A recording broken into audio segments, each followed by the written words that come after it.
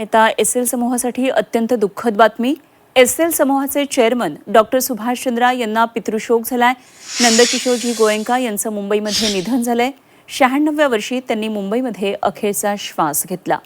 मुंबईतल्या वसंत सागर या त्यांच्या राहत्या घरी त्यांचं पार्थिव अंत्यदर्शनासाठी ठेवण्यात येते. बुधवारी गोयंका उद्यान अग्रोहा इथं त्यांच्या पार्थिवावर अंत्यसंस्कार होणार आहेत. तर बुधवारी हिसारमध्ये त्यांच्या पार्थिवावर अंत्यसंस्कार होतील. समाजसेवा गोसेवेसाठी संपूर्ण जीवन त्यांनी समर्पित केलं होतं.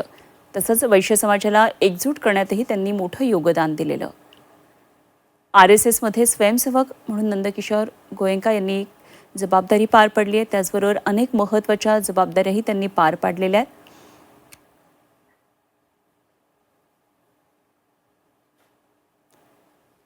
डॉक्टर सुभाष चंद्रा यांचे वडील नंदकिशोर गोयंका यांचं निधन झालं. 96व्या वर्षी मुंबईतल्या वसंत सागर या राहत्या घरी त्यांनी अखेरचा श्वास घेतला.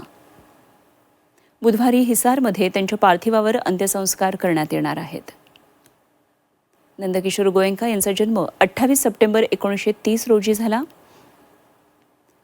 नंदकिशोर गोयंका हे RSSमध्ये स्वयंसेवक होते. संघामध्ये त्यांनी अनेक महत्त्वाच्या जबाबदाऱ्या सांभाळल्या. वैश्य समाजाला एकजूट करण्याचं त्यांनी काम केलं. अग्रोहाच्या विकासातही मोठा सहभाग त्यांनी नोंदवला. समाजसेवा आणि गोसेवेसाठी त्यांनी संपूर्ण जीवन समर्पित केलं.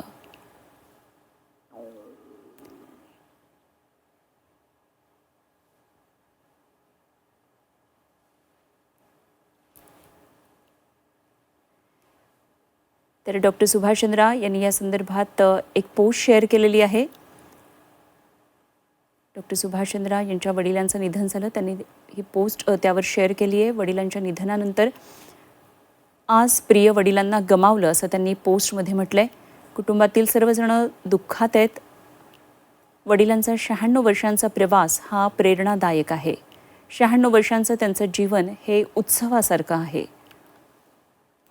डॉक्टर सुभाष चंद्रा यांनी समाज माध्यमांवर व्यक्त होताना त्यांना झालेल्या पितृशोकाबद्दल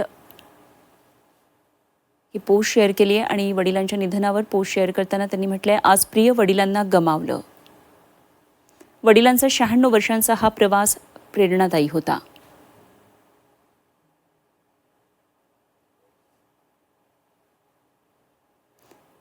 शहाण्णव वर्षांचं त्यांचं जीवन उत्सवासारखं होतं.